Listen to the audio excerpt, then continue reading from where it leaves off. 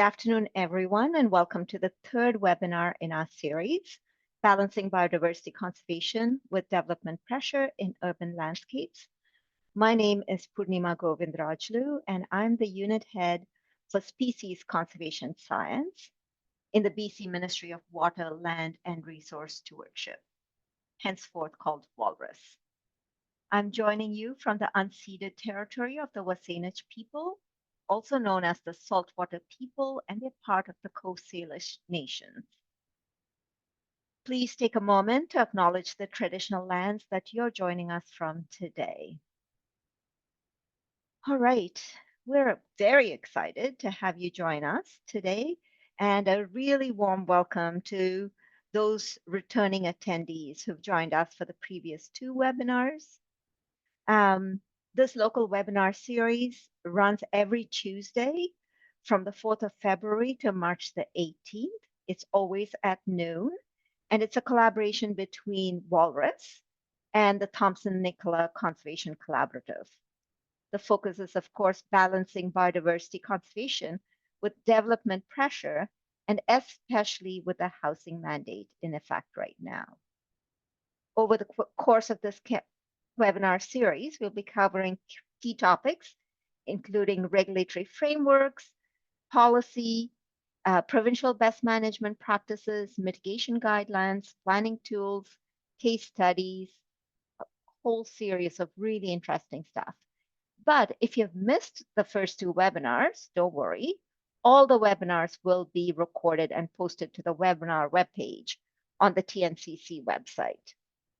So today's focus will be mitigation policy and planning and habitat offset decision support tool, in which I think there's a lot of interest with Josie Beruldsen.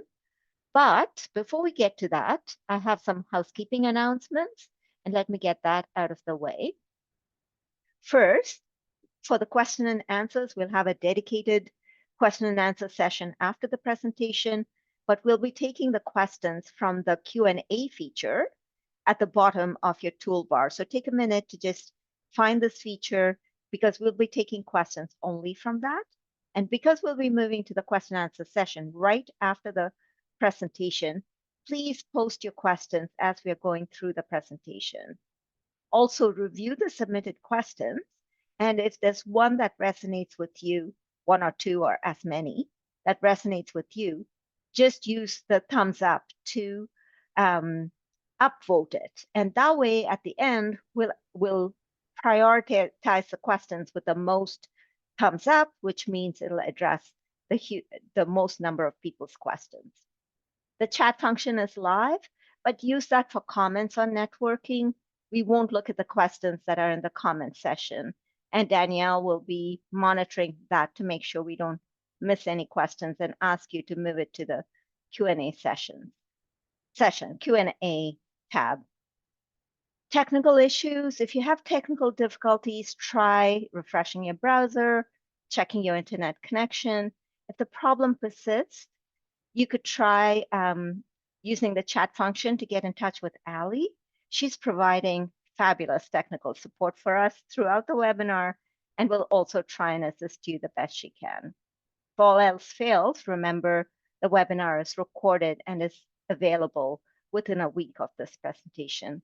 Just a quick reminder that there will be a survey at the end, because we really want your feedback to see how well this presentation is going. Okay, I know you're all very eager to get to the presentation, but before we do that, there's a little bit of an icebreaker just so we know where people are joining us from. So either use the link that'll be in the chat function, or use your phone and the QR code that's on the screen. Go to the website and just click on approximately the area that you're in. Everyone in BC, there's a BC map. But if you're joining us from outside of BC, then you can click on the globe to let us know that you're joining from outside of BC. So I'm going to give a few moments for people to add their location.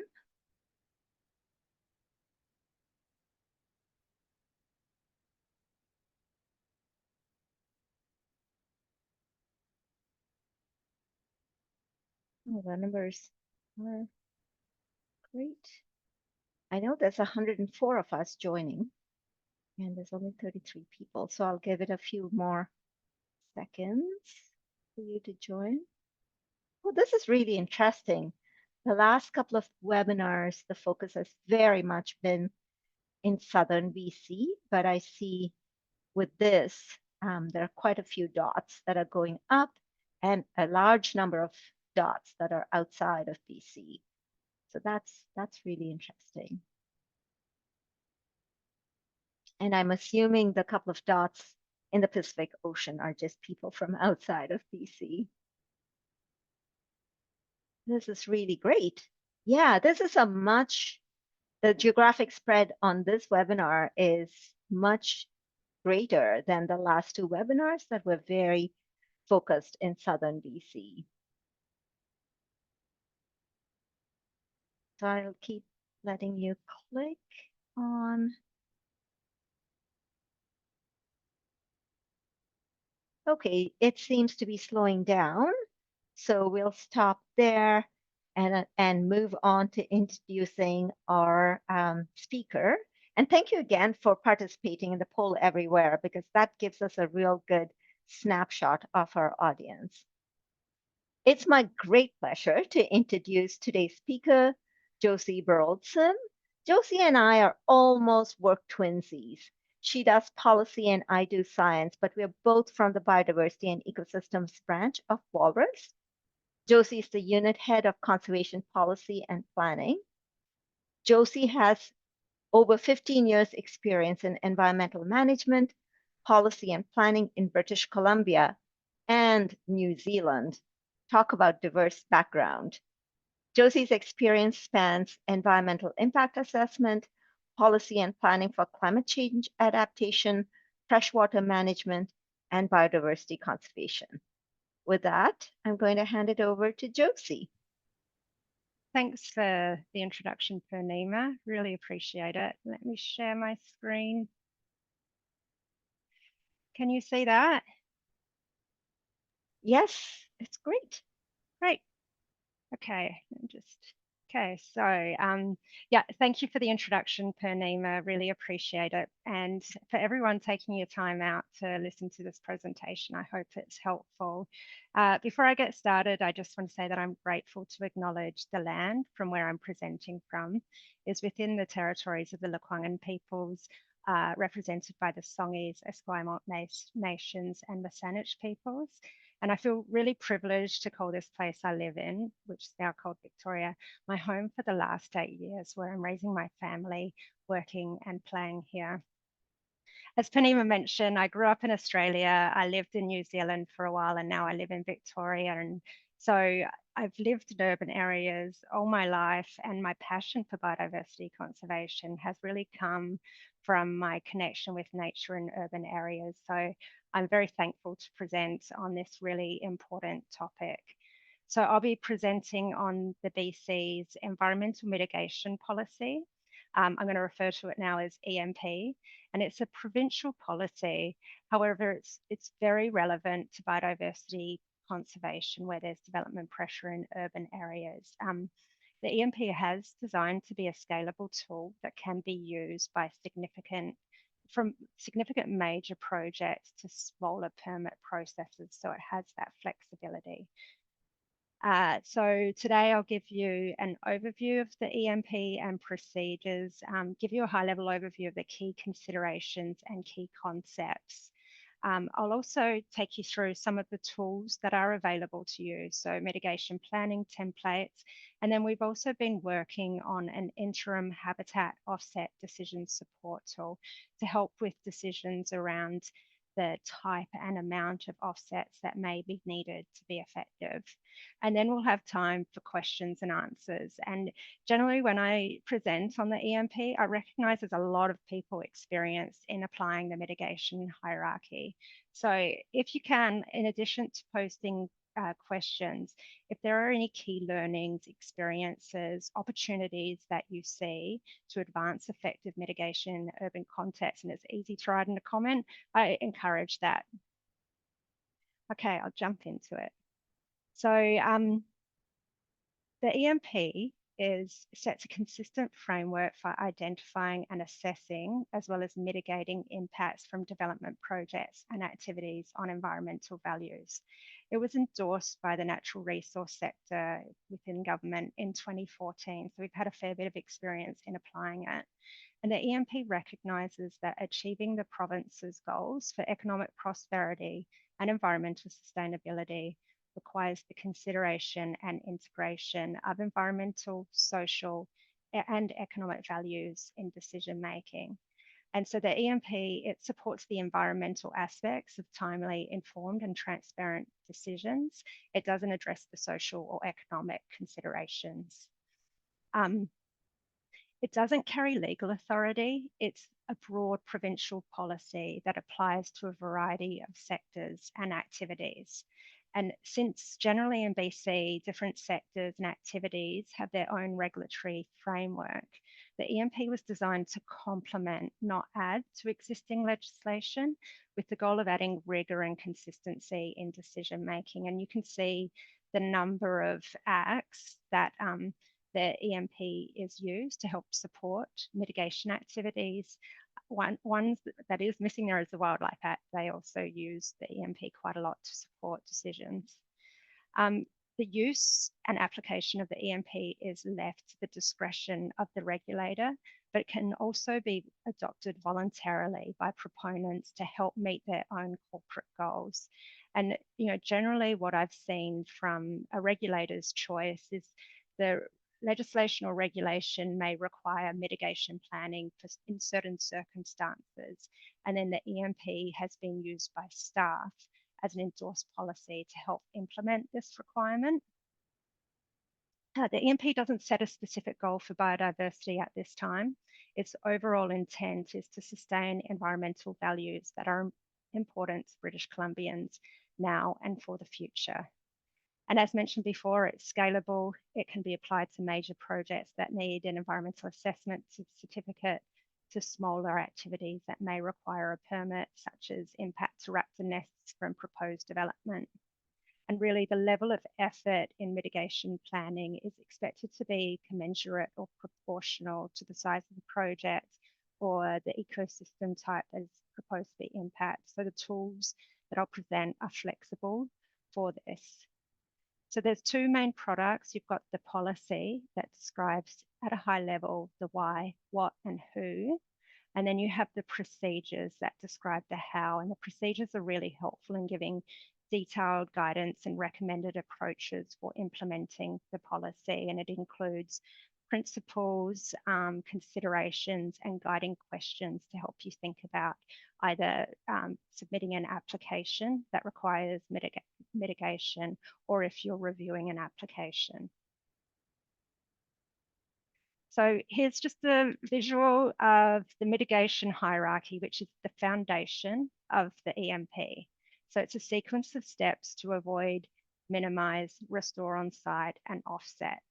So this is an internationally recognized approach to mitigation planning, and it really creates a framework for managing risks and impacts to biodiversity and ecosystem services. So it's a stepwise hierarchy where every reasonable or feasible option is explored in each step before moving to the next. And this visual kind of shows how the mitigation hierarchy is a tool by which conservation goals can be achieved, such as no net loss, net gain, or there may be other conservation goals specific to an environmental value. Effective application of the mitigation hierarchy can really reduce the costs and create efficiencies in achieving this goal. So next slide. I've just pulled out some examples of various levels of plans and bylaws where local governments have incorporated elements of the EMP and the mitigation hierarchy, just as an example. So I understand City of Kelowna presented to you last week. Well, in their OCP, they do have provisions around ensuring the mitigation hierarchy, which they call the mitigation management actions for all public or private projects be adhered to in areas identified in their natural environmental development permit map. And this is to help achieve no net loss, net gain principles for environmentally sensitive areas. We've got the Saanich urban forest strategy, which states when making decisions regarding trees and projects, the mitigation set forth by the BC Ministry of Environment, now Walrus is responsible for the policy, is a recommended approach. And then this one is for the urban forest strategy. It's got the general principle of maintaining the integrity and natural functions and processes of ecosystems and the resilience of ecosystems. And we also have an example of the City of Abbotsford Natural Environment Permit Guidelines, which has, NEDP objectives include using the mitigation hierarchy to protect and improve the integrity, ecological health, and biodiversity of Abbotsford's natural features and ecosystems. So this is just an example of how some local governments are using the mitigation hierarchy and in their policies and plans. And it's actually really helpful as it's a clear direction from council to avoid impacts at the outset and then proceed to mitigation measures and use habitat compensation for any unavoidable losses where it's considered appropriate. So what I'll do now is I'll take you through the procedures that lays out the process for mitigation planning at a high level. So take you through the process. And as I mentioned before, the procedures are a great guide for each of these steps, but because it includes principles to follow, considerations and guiding questions to help you think about each step. I'm going to focus on permit applications and specific projects. However, I just want to flag that the EMP can also be thought about at a more strategic landscape level, thinking and planning. So as an example, planning considers identifying those important environmental values on the landscape that should be avoided. And this could be avoided strategically by designating it as a park for conservation or so forth. Another example is strategic offsetting. So, rather than project by project offsetting, a plan may identify a really important area that may be important for achieving connectivity goals, but it may be degraded. So it may identify that area as a priority for restoration. And there may be ways to direct offsetting towards those priority areas to help achieve those broader landscape outcomes. And the Mission Creek Restoration Initiative and habitat banking that directed in lieu payments through strategic restoration is a great example of that. So, but I'm going to focus on proposed projects and activities when considering this. I just wanted to flag that you can take your thinking to that more strategic level with applying mitigation hierarchy. All right, so the first step is to identify the values. So these are environmental values and associated components. And these are generally identified by QPs, staff, and they involve First Nations and other interested parties. So the EMP does give guidance on the values that are of high priority for developing mitigation measures, such as rarity, sensitivity, replaceability. These values may be determined by provincial or regional priorities, such as those identified in regional conservation strategies, OCPs, and local government tools. There are also provincial tools that can help with this, such as data from BC CDC. And I think they're speaking to you next week on what they have available, which should help. In addition to identifying the values, the EMP recommends setting indicators that are measurable and sensitive to the activity, and management targets which set out the level of performance required. And again, government objectives can inform these indicators and targets. So I've put a table as an example of identifying the values, indicators, and management targets on this slide. And really, this is the first step in the process, which is fundamental as it influences the type of mitigation measures that are required and what will be monitored and reported on. So once you identify the values, you then consider the potential impacts from that proposed development. And this includes both direct and indirect impacts. So this could be direct, could be habitat loss, indirect could be changes in species assemblage. And then you should also consider cumulative, so overall loss and degradation of the habitat in the region. You don't need to read this table. I just wanted to show that, there are planning workbooks within the procedures where applicants can document the assessment of impacts on values and consider whether mitigation is required. And again, the level of detail and effort in this is commensurate to the size of the project or ecosystem type. I'm just going to have a sip of water. So yeah, there's a number of workbooks in there that can help document consistent how you've considered and made your decisions in the application, which then helps with the review process. So then once you've identified the values and impacts that require mitigation, that's when the mitigation planning comes in and the application of the hierarchy of avoid, minimize, restore on site and offset. So it is expected that rationale should be provided to describe how each step in the hierarchy were considered and why it was considered reasonable to move to the next step. And just flagging, moving through the hierarchy is more an iterative process rather than completely linear. So first of all, avoid. I'll give you some examples of steps you can take for these different steps in the hierarchy. So avoid is the first priority and it could include location. Has the site already been chosen? Could the development be placed elsewhere? Does it really need to be right in that sensitive habitat, or could it be moved to a more reasonable, practical area? And there are examples such as a corridor for a proposed road right of way is moved laterally to avoid crossing a small wetland. This is a small move, but could have a significant change for the environment and significant gain. Also, buffer zones around nesting trees for sensitive species to protect them from disturbance during development is another one. Alternative means is another consideration for avoidance. So this is, for example, can the developer use existing roads or infrastructure rather than creating additional roads and disturbance? Timing is another consideration. So can we avoid construction and works during sensitive timing windows for wildlife, such as the breeding season, or avoiding movement of vehicle or foot movement for amphibian migration season. And then, one of the other obvious steps for avoid is if the impacts are too significant for that decision maker under the legislative or policy framework they're working under, they may choose that the activity or project does not proceed. What we found is this step is often overlooked. However, it's often the easiest, cheapest, and most effective way of reducing negative impacts, but it does require planning and communication early.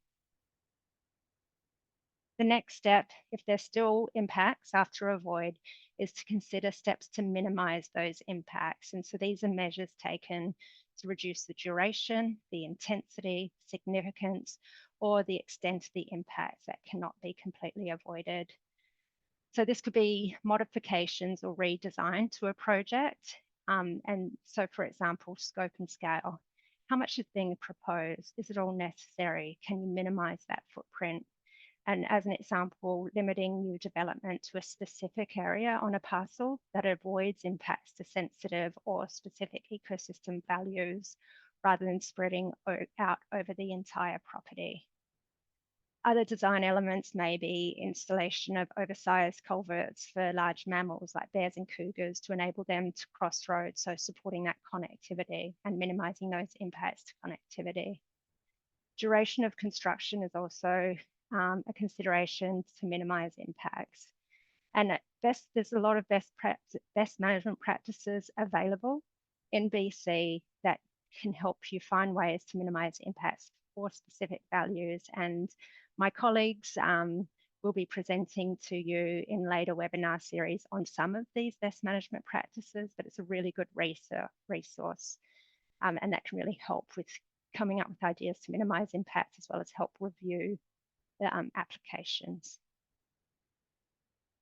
Then we have restore on site, which includes restoration, rehabilitation, remediation, and reclamation. And although restore on site is typically done near the end of construction, it should be planned early and progressive restoration is encouraged. So restoration work needs to happen as quickly as possible to have the best chance of success, and additional measures of enhancement can make a good impact. So integrating bird boxes to try to encourage nature to return to a site post-build where it's applicable for that species and effective. The EMP procedures include quite a lot of guidance around expectations on restoration, including how to go about setting restoration targets, attributes of a restored site, and so forth. So it's a really helpful resource there. Right, so if you've taken steps to avoid, minimize, restore on site, but there's still impacts remaining, that's what we call residual impacts. Offsetting may be a reasonable step, but it would need to be considered by the statutory decision maker or regulator of whether it is acceptable. And it could include offsite land securement alongside restoration, enhancement, and creation. I'm going to go into more detail about offset shortly when I talk about this interim habitat offset decision support tool that BC has been working on. So you'll hear more about it soon. And lastly, the procedures do touch on financial mechanisms such as in lieu payments. So this applies when it's been determined that the proponents cannot carry out the offset measure themselves, and instead they provide funds to the province or third party who can then implement that conservation measure to offset those impacts. So as mentioned, it's an iterative process. It's not one-way linear process, but usually involves iteration of steps and a holistic approach. For example, if the offset is not appropriate, you may need to go back to the beginning of the hierarchy or think of other ways to minimize or restore those impacts. And then once you've thought about the mitigation planning, then it's the regulator who needs to make a decision on that. And they'll consider things like, how is the mitigation hierarchy considered? Are the residual impacts acceptable? Is the mitigation plan acceptable? Are offsets applicable? And the consideration of risks and monitoring plan for those offsets. And I'm sure they have many other things they consider under the statutory framework or the regulatory and policy framework that they're making that decision. And lastly, monitoring. So there's monitoring requirements for implementation for the effectiveness of those mitigation measures, as well as reporting. And the proponent is responsible for monitoring and reporting. And again, the type and scope of monitoring will be commensurate with the uncertainty of the proposed mitigation measures and the resulting risks to those environmental values. And the EMP procedures include a framework for determining the level or scale of monitoring needed for a project based on risks and uncertainty. And again, monitoring, we promote adaptive management. So if it's looking like it's not heading towards success, adapt your approach to achieve those conservation outcomes. So this is another example of some of the workbooks and templates that are in the procedures, and they can be really helpful. Like this one is an example of the steps you've taken through the hierarchy, what are the residual impacts and the rationale and so forth. And that's really helpful when preparing a application as a consistent approach, and you can show you've duly thought about all the steps in the process. And it's also quite helpful for someone reviewing that application to see that documentation. And so I really tried to get a case study for you, like a specific example, but there was a lot of difficulty with privacy, private information on a public webinar. But I did speak to some staff about their experiences with using the EMP and applying the policy. And just one example of what someone shared with me is, we were in an impasse for a housing development project that was proposing an infilling of a wetland until we sat down with local government, a housing developer, and ourselves to discuss the application of the mitigation hierarchy and the mitigation policy on the site. All three parties discussed the environmental values that were important to them, the traffic and road requirements of a site, with a common goal of optimizing the developable footprint. Through these conversations, we were able to find a solution in relocating the proposed main road, which then resulted in leaving the wetland and riparian area in place. And that person who gave me that example just spoke to the value in having a structured, using the EMP as a structured way to have that discussion. And in this place we live in now, where there's so much demand for land, these conversations up front are going to be more and more important, I personally think. All right, so now, oh, I think I missed one. Okay, so now I'm going to jump into the habitat offset decision support tool. I think I missed a slide. Let me just jump. I did. The habitat offset decision support tool. But before I do that, I'll just give super quick background on offsets. So offsets in the EMP are defined as to counteract or make up for an impact on an environmental component that cannot be adequately addressed through other mitigation measures in the hierarchy. And this visual kind of demonstrates it well. Your A shows that there's land containing significant environmental matters, and there's a proposal to develop buildings on that land. It is expected that, again, the applicants would consider, avoid, minimize, restore on site, but there's still impacts. And you'll see, to offset those impacts, B, they've secured additional land adjacent to that building and managed over time to replace significant values lost at the development site. And you see there's a lot more trees planted compared to the trees lost. So within the EMP procedures, there's some general principles. I'm not going to repeat the first bullet because I think I've said it many times already, but some principles are that offsetting delivers tangible on-the-ground outcomes that is linked to the predicted or known impacts. Measures are additional to activities planned or underway, so the conservation outcomes would not have happened otherwise. Like for like and in proximity measures are considered first.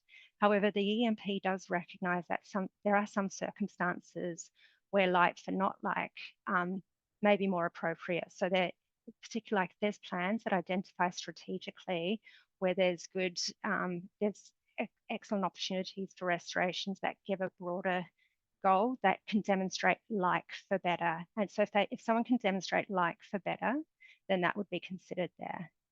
Another principle is offset should be secured for the duration of the impact. And then there's the use of offset ratios to account for uncertainty of the offset, effectiveness, risks, and timelines. So offsetting is a challenging process, which is one of the reasons why it's the last step in the hierarchy and least priority. And what we've seen is the outcomes of offsets globally have been limited in success. So there is a large body of research and scientific consensus recommending ratios greater than 1:1, recognizing that immediate loss is certain, whereas future gain is uncertain. And just so people, in case people aren't aware of ratios, so if I say 2:1, that would mean I would expect, say, 2 hectares of biodiversity gained compared to the 1 hectare lost.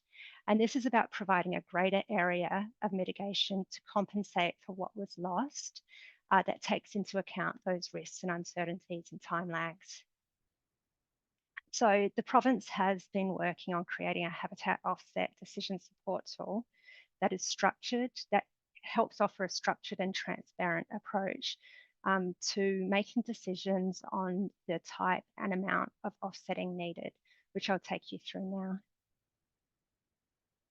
Okay, so it's a draft habitat offset decision support tool.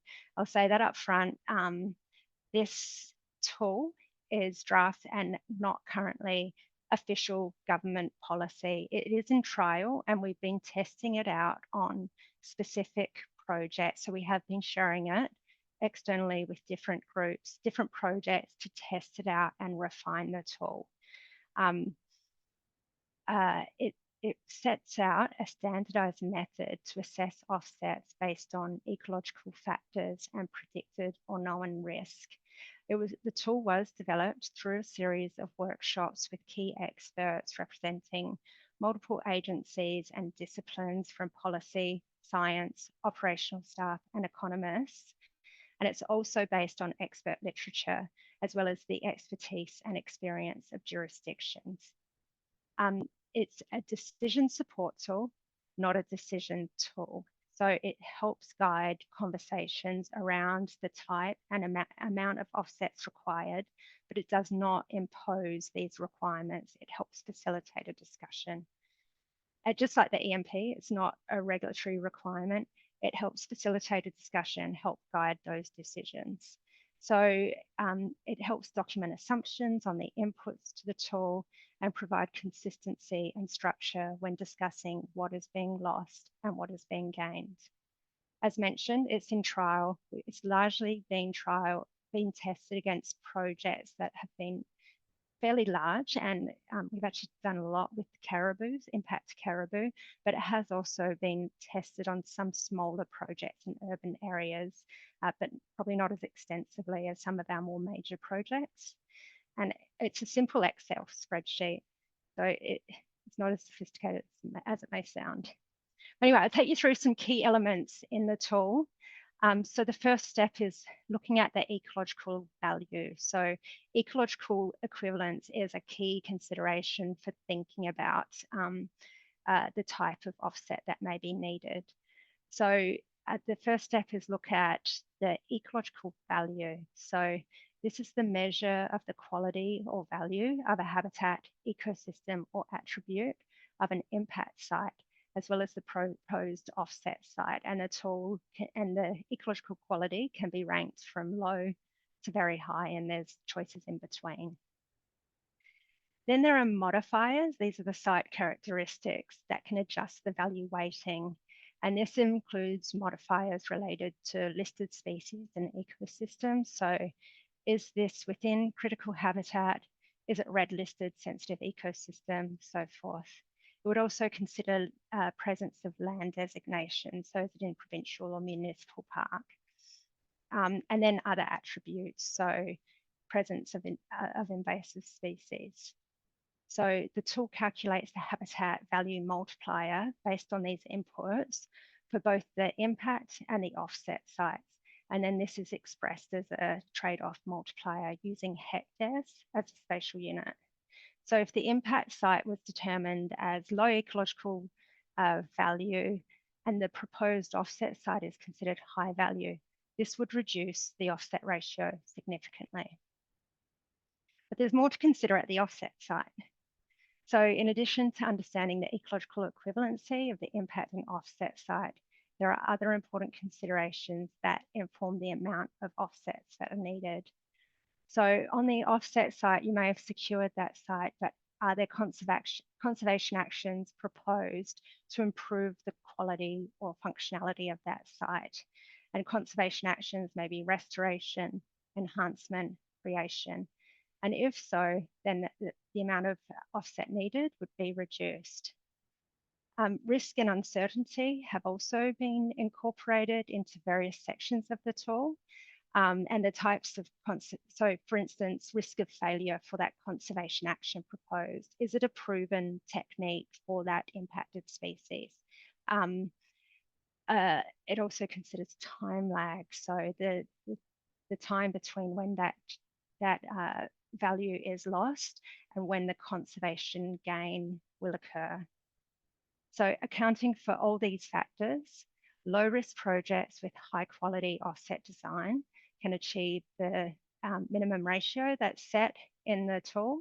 Conversely, impacts to high quality or rare habitats accompanied with high risk of failure may drive that ratio higher, where there's greater risk. And probably the biggest driver of increasing that ratio is the time lag.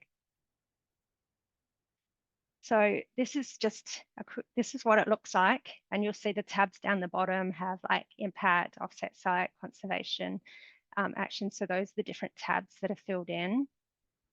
And then this is an example of one of the tabs where, you know, you could add how many hectares are impacted, what the ecological quality is, and then you go through the list of modifiers, and it's generally the drop-down boxes of yes, no, or unknown. If a modifier isn't applicable for certain situations, you don't have to fill it in and it won't be considered in the results. Whoops.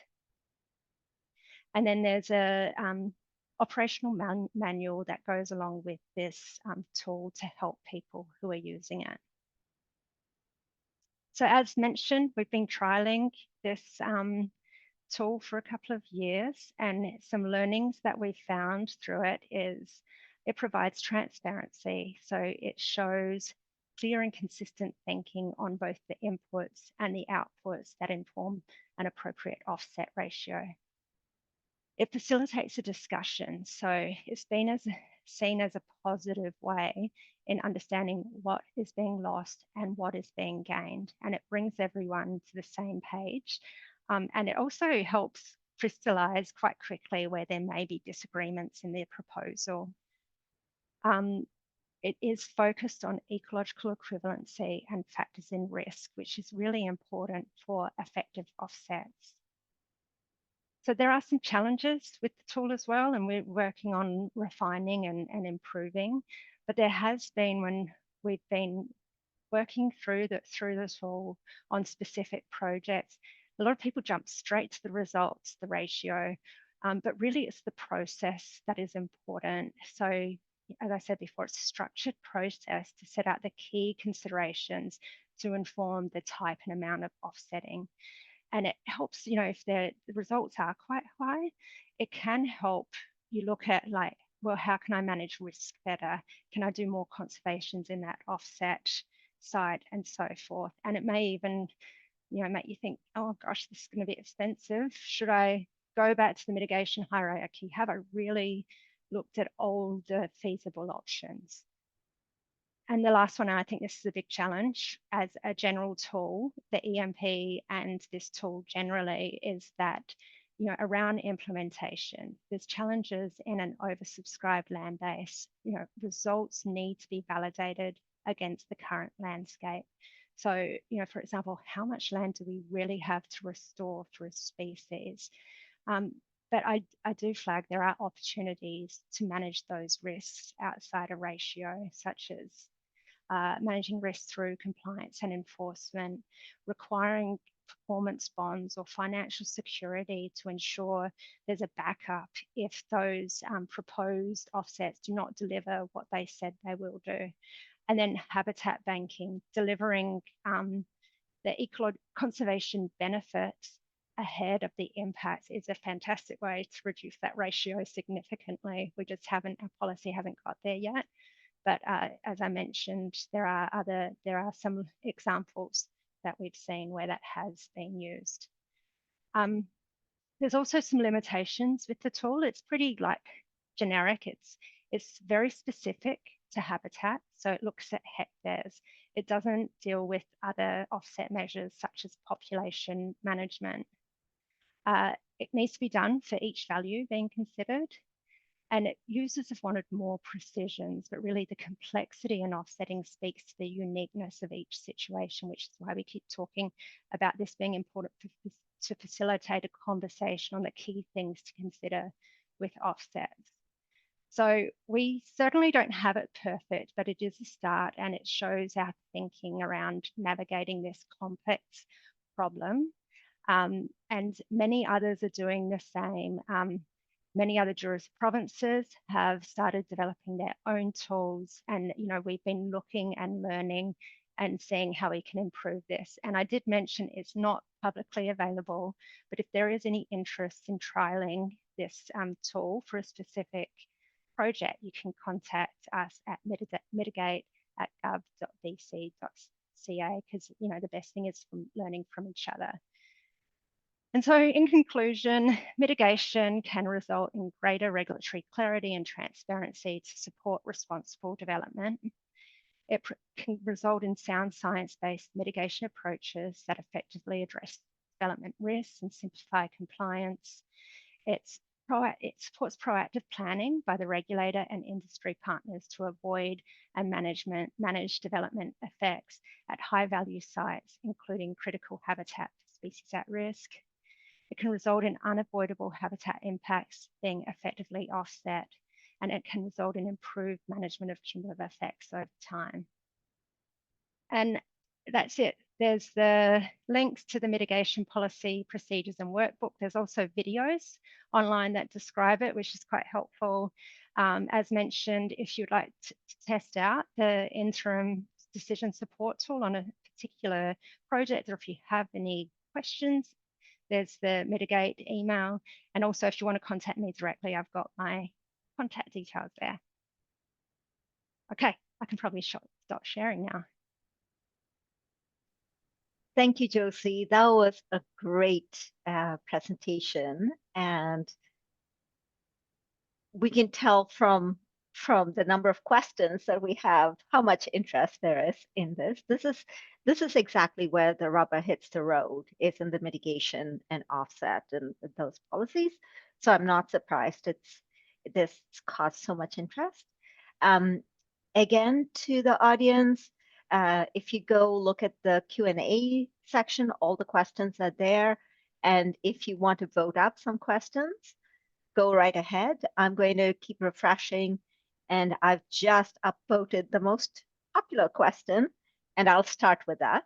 Nima, before I jump in, can I just ask, I've got my colleague Ted back here. He can put on his camera. He's going to help with questions and answers, because I don't know, I may not have all the answers. And Ted, do you want to quickly introduce yourself? Sure. Hi, everyone. My name is Ted Beck. I'm a senior conservation policy analyst working with Josie on the EMP. And yeah, you can get a hold of me through that Mitigate email that was on the last slide. And that goes straight to me. Great. Thanks, Ted. And I meant to welcome you, and I forgot. I'm sorry. Bad host. I'm easy to forget. No, you're not.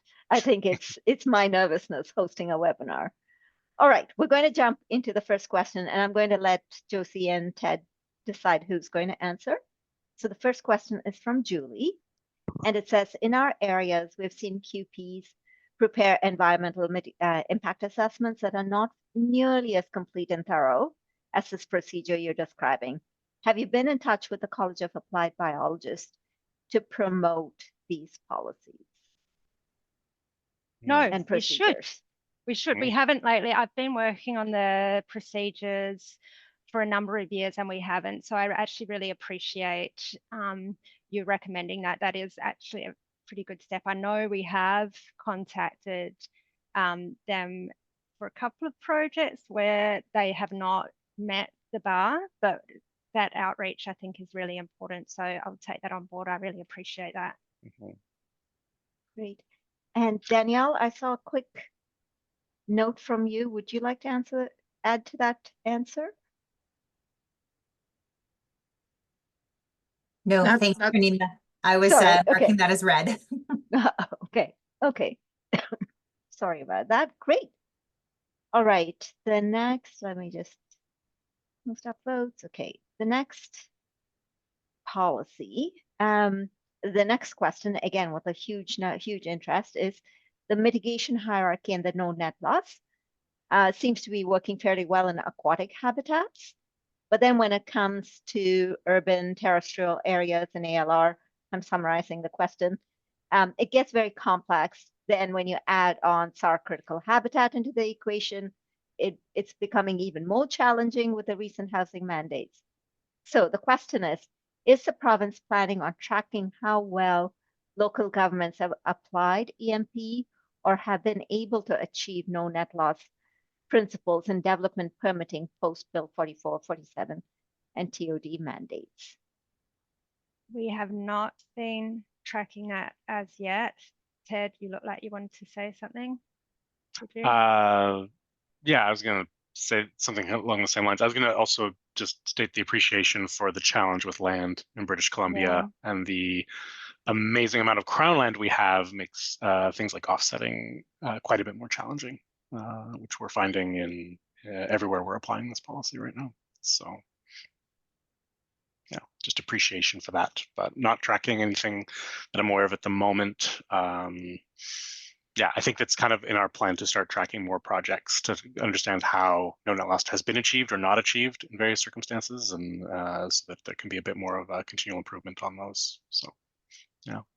It'll also provide so much good learning as we start tracking and learning from each other and peer learning. So absolutely, that's a great question. It's a a great suggestion, and it is so complex. It actually makes sense to track and share learnings, because each situation is so different, and you do get so many different standards with the application. So I really like that idea, and yeah, maybe worth chatting more. But also probably really challenging, as we found out when we tried to get some case studies added to this webinar with all the confidential information that goes into it. So it's a great idea, but it's also a very challenging idea. So yeah, great. Okay, the next question is from Alex. Oops, I was jumping around a bit. Does the EMP apply to Hydro and Power Authority Act? Thinking in particular of BC hydro projects. Yeah. Yeah, I believe so. So because it's a policy, it'd always be subservient to like a piece of BC legislation, but it has been applied on a number of hydro projects to date. So yeah, I'm well aware of many BC hydro compensation offset projects that have occurred in the past. So yes, I think they do use it, but yeah. Great. Okay, the next question is from Austin. Are there ways government can incentivize developers towards avoidance and away from offsets? What an excellent question. It's a fantastic question. If you find the answer, let me know. You know, the messaging out there is that avoidance and minimize those preventative steps are actually more cost effective in the long run. And unfortunately, and that means like more conversations and planning up front, rather than often we're pulled into the offset conversation where it's so tricky and expensive. So I don't know if there's other ways. I'm sure there are to incentivize, but that's the first thing that comes to mind. Our messaging about it being more efficient, less time consuming and less costly is a real draw. It's just how we get that message across. Yeah. Maybe that tracking of savings might be a case good studies to highlight. Yeah, that would be great. Okay, this is a follow-up question from Julie, and I think it's from the first question that we asked. And that's, could this mitigation planning workbook be circulated to all local BC governments, city, town, village level, so that they are aware of this tool? Maybe you've done this already. I think it absolutely can. It's publicly available. I may connect, and these are all great suggestions, I have to say, and I may connect with Lynn Campbell, who is our colleague and works closely with local government about next steps for doing that. That sounds like a great idea. Oh, the next question has many upvotes, but somehow it didn't come up on top. So sorry about that, Scott. And the question is, where are communities finding lands for offset? Where do they find this? Good question. That's a great question. Some examples that I have seen is where developers may already own land, so they forego developing a parcel of land to offset the impact on another piece of land. So I've seen that where they've purchased land. Other times, let me think. Sorry, I've just gone blank. Other times it may be, no, I'm not going to answer that. I want to come back to that because I do have other examples, but I risk making up something by not checking my. And it's also possible to answer questions after the webinar, and yes, we can include that with the recording, and that's totally fine. And maybe there are examples of where the restoration has been used to offset. So it'd be really good. It looks like there's a lot of interest in examples. So if we can do that after the end of the webinar, that would be fabulous. Yep. In the meantime, I'll move on to the next question. And this is from Jen, one of our previous presenters on this webinar. Federal fisheries regulators have indicated that habitat compensation banks are not a preferred option. How is the province engaging with federal regulators on this tool? I actually haven't heard that, because I know the example in Mission Creek at Stocknow, that's where they have used habitat banking. But I did think the DFO supported proponent-led banking, and some of our other federal counterparts are also support that. But yeah, so I'd have to get more context to respond to that. So I'm sorry, I missed your name, but I may contact you to have a bit more of a chat on that one. It's Jen, and we'll track the questions and we'll be able great. to share it with you, Josie. Yeah, for sure. Yeah, the next question is again from Austin. What structures are in place to fund long-term monitoring and maintenance of offsetting projects? So for long-term monitoring, you say? Yeah, long-term monitoring and maintenance. And maintenance. So that's generally, we would say that's the responsibility of the proponent. So that is part of that full cost accounting. The proponent is responsible for paying for all that on any monitoring or maintenance required over the duration of the offset. Yeah. And that should be like built into the accounting, the total costs. Great. And this again is a question from Eric. This is somewhat related to the previous question, but has the province issued a directive to communities cautioning them not to override environmental and habitat conservation consideration in the name of addressing the housing crisis? We cannot be the only community seeing the push for increased housing, particularly affordable housing, being abused in this way. We haven't issued a directive, but that's one of the reasons we're really promoting this policy that is endorsed by the natural resource sector. And I remember the first webinar given in this series really talking about local government's ability and responsibility for managing the environment, and the tools available remain the same. And so I think this is why it's important this policy endorsed by the province can help support that. So yeah, and I totally understand the challenges with this.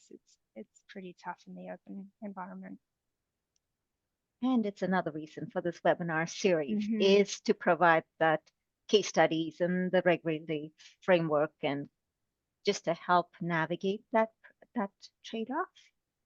Yeah, I'm going to take one more question before we wind up. And this again is from Jen. Does the EMP provide guidance for preventing low compensation ratios? 2-to-1 is considered bare minimum in Kelowna policies due to high risk of restoration failure. So the EMP is pretty broad and high level on, what would be expected for compensation ratios, and it mainly just says accounting for uncertainty, time lag, and risks. And this is one of the reasons we developed the decision support tool, and it has minimum ratios and baseline ratios set in there to set that expectation. So we are trying to drive that. And, when we do update the EMP procedures at some point, I do see that needs more clarity, because it is such a sticky conversation. Yeah. Great. So I'm going to wind up our questions. There are still questions left. We've already cleared with Josie that any questions that we're not able to answer during the webinar will provide written answers. Josie, the royal we, Josie will provide written answers to them. So I want to thank everyone again for giving up their lunchtime to come and attend these seminars. I want to thank Josie and Ted for coming on to answer the questions. And just a reminder that there'll be a very short survey at the end, just so we know how well we're doing. And I also want to remind you that these webinars continue, and we have a great webinar next week discussing conservation data center tools. Katrina Stipek will be talking about that. And then talking about federal legislation, a Critical Habitat 101 by Jared Maida. So again, thanking everyone for joining us today. I hope you found this informative. Also, if you've missed something, it will be recorded, and visit the TNCC website. The recordings are posted within a week of this webinar. Like, we take a bit of time to answer the questions and they'll all be posted. And do the survey. And again, thank you very much and have a good afternoon. Bye. Thank you. Thanks, everyone.